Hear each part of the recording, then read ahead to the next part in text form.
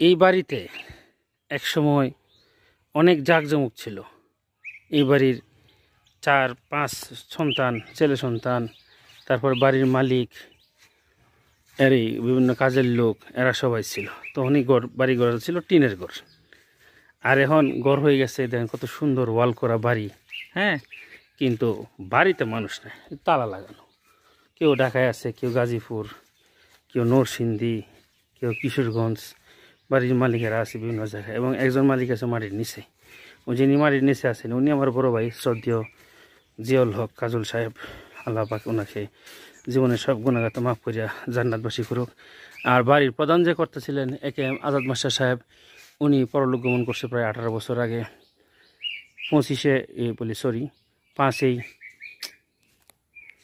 আজ থেকে প্রায় 18 বছর আগে, 2007 সালে।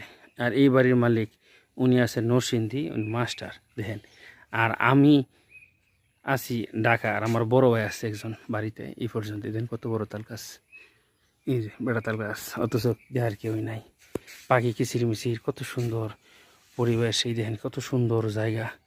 কৃষক ভাই ফসল ফলায়, আর বাড়িতে থাকার সুবিধা নেই। ফেটের তাগিদে রে ভাই, ফেটের তাগিদে মায়াময় জায়গা সাইজিয়া ঘর বাড়ি সাইজিয়া দূরে থাকা লাগে।